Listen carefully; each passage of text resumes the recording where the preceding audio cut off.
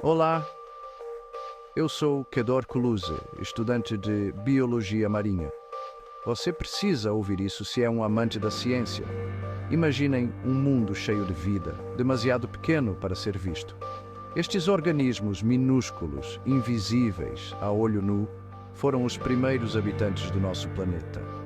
Há bilhões de anos eles surgiram na sopa primordial da Terra primitiva. Alguns cientistas acreditam que eles surgiram de fontes hidrotermais nas profundezas dos oceanos.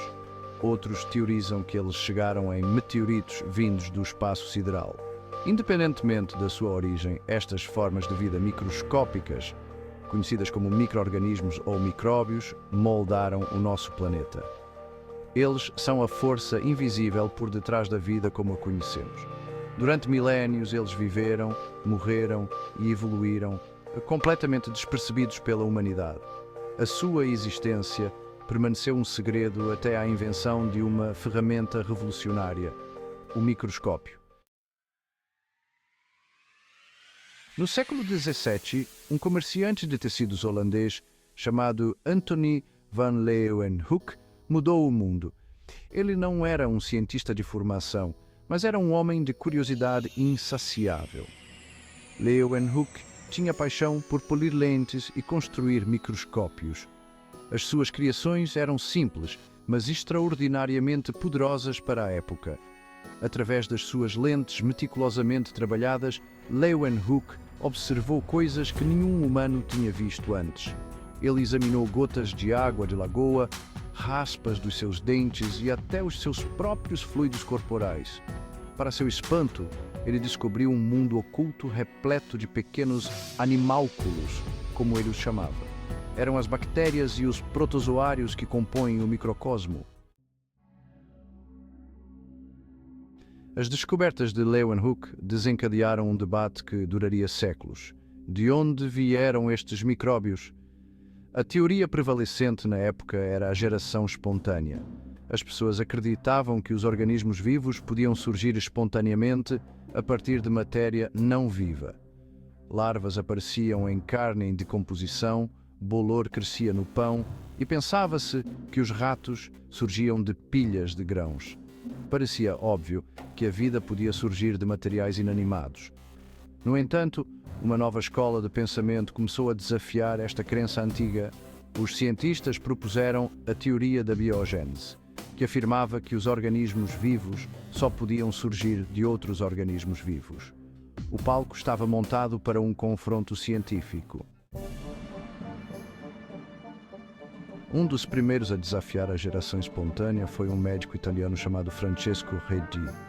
Em 1668, ele concebeu uma experiência simples, mas elegante, para testar a ideia de que as larvas eram geradas espontaneamente na carne. Ele colocou carne em dois conjuntos de frascos, um conjunto coberto com gaze e o outro deixado aberto. Os resultados foram inegáveis. As larvas apareceram apenas nos frascos abertos, onde as moscas tinham acesso para pôr os seus ovos. A experiência de Redi forneceu fortes evidências contra a geração espontânea, pelo menos no caso de organismos maiores como as moscas. No entanto, o debate sobre a origem dos micróbios continuou. Um século depois, um naturalista inglês chamado John Needham conduziu experiências que pareciam apoiar a geração espontânea. Needham ferveu frascos de caldo nutritivo, acreditando ter eliminado todos os micro-organismos dentro. No entanto, após selar os frascos, ele observou que o caldo ficava turvo e repleto de micróbios. Isso, ele afirmou, provava que a vida podia surgir espontaneamente. As experiências de Needham eram falhas. Ele não tinha fervido o caldo nutritivo por tempo suficiente para matar todos os micróbios resistentes ao calor, nem tinha selado adequadamente os frascos para evitar a contaminação. No entanto, o seu trabalho deu novo fôlego à teoria da abiogênese. Lazzaro Spallanzani, um padre e cientista italiano, não estava convencido pelas conclusões de Needham. Ele suspeitava que os métodos experimentais de Needham eram falhos e decidiu aprimorá-los. Spallanzani ferveu meticulosamente o caldo nutritivo em frascos selados por um período mais longo, garantindo a destruição de todos os micro-organismos. Os seus resultados foram claros. O caldo nutritivo nos frascos selados permaneceu límpido, enquanto o caldo nutritivo nos frascos abertos ficou turvo com o crescimento microbiano. As experiências de Spallanzani demonstraram a importância de técnicas adequadas de esterilização e vedação. O seu trabalho lançou mais dúvidas sobre a geração espontânea, mas os críticos argumentaram que os seus métodos, particularmente a fervura prolongada e a falta de ar, impediam a geração espontânea da vida. O debate sobre a geração espontânea continuou até meados do século XIX, quando um químico francês chamado Louis Pasteur deu o golpe final. Pasteur é considerado o pai da microbiologia, pelo seu trabalho inovador na teoria dos germes e pelas suas experiências elegantes que finalmente puseram fim à teoria da geração espontânea. O trabalho de Pasteur estendeu-se para além do reino da microbiologia. Ele revolucionou a nossa compreensão das doenças infecciosas, desenvolveu o processo de pasteurização para matar micróbios prejudiciais nos alimentos e criou as primeiras vacinas para a raiva e o antraz. As suas contribuições para a ciência e medicina foram simplesmente revolucionárias. A experiência mais famosa de Pasteur envolveu o uso de frascos com pescoço de cisne especialmente concebidos. Estes frascos tinham pescoços longos e curvos que permitiam que o ar entrasse no frasco, mas impediam que o pó e os micróbios atingissem o caldo nutritivo dentro. Pasteur encheu os frascos com caldo nutritivo, ferveu-os para esterilizar o conteúdo e depois deixou-os expostos ao ar. Os resultados foram impressionantes. O caldo nutritivo nos frascos com pescoço de cisne permaneceu límpido mesmo após meses, enquanto o caldo nutritivo nos frascos com pescoços partidos, expostos ao pó e micróbios, ficou turvo. Isso provou definitivamente que não era o próprio ar que causava a contaminação, mas sim os micróbios transportados dentro dele. As experiências de Pasteur foram aclamadas como um triunfo do método científico.